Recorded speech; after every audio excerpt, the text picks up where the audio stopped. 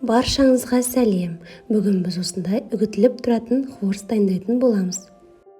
Өте дәмді шығады және 3 сағаттан ғана жасалады. Менімен бірге болып видеоның соңына дейін қараңыз. Ең алдымен құрғақ ыдысымызға 2 жұмыртқаны жарып аламыз. Үлкен қасықпен 2 қасық қантымызды саламыз. Барлығын бір келкі болғанша араластырамыз. Барлығын бір келкі араластырып болғаннан кейін ұнымызды аз-аздап қосамыз. Ұнды көп қосуға болмайды. Қамырымыз жұмсақ болуы қажет. Аз-аздан сала отырып, жұмсақ қамыр илейміз.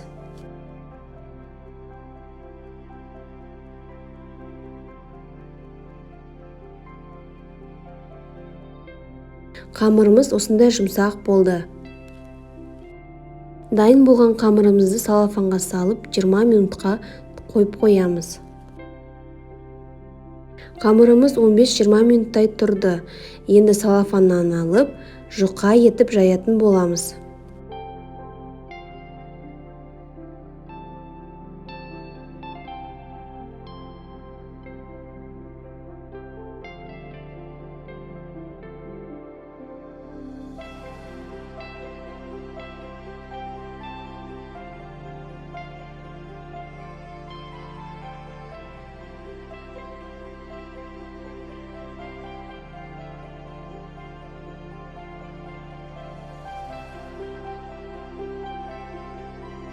Жайған қамырымызға аз ғана ұн сеуіп, бірнеше бөліктерге бөлетін боламыз.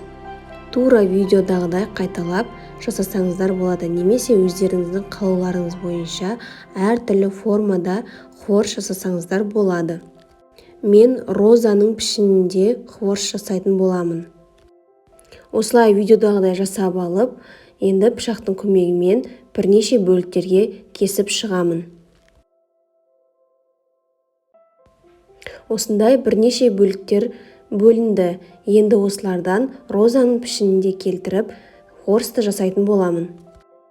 Кесілген бөліктерден осылай орап, розаның формасын келтіремін.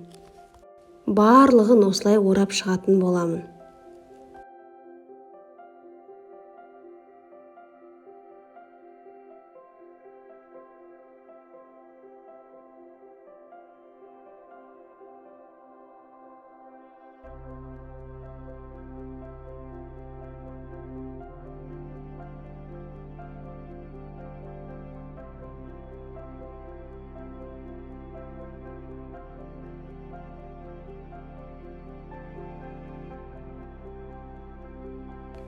Өте ұзын болып кеткен қамырлардың ортасынан кесіп, осылай орап, таяқшамен қыстырып қойдым. Барлық қамырды осылай видеодағыдай дайындап алдым.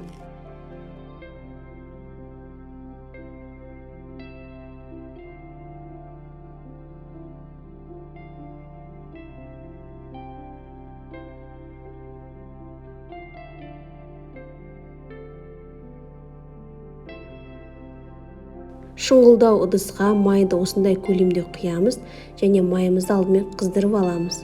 Сосын бір-бірлеп, екі жағын аударып, пісіретін боламыз.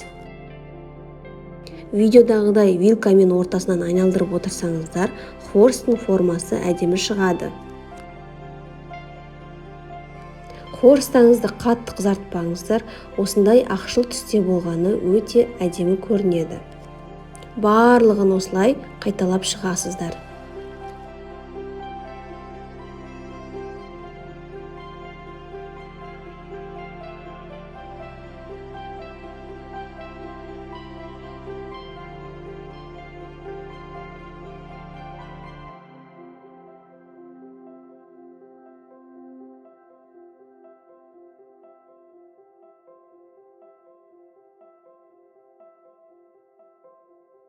Дайын болған хворстарыңыз бетіне сахарный пудра сепсеңіздер, өте әдемі әрі дәмді болады.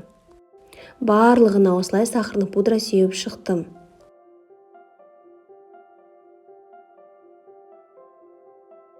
Осымен оңай әрі дәмді хворстарымыз дайын. Барлықтарыңызға ас болсын. Жасап көріңіздер. Өте дәмді әрі үгітіліп тұратын хворстар. Балаларға да, қонақтарға да, үлкендерге де ұнайды. Менің каналыма тіркеліп, лайк басып, комментарий жазуды ұмытпаңыз. Алдағы уақытта каналымда көптеген рецепттермен бөлісемін.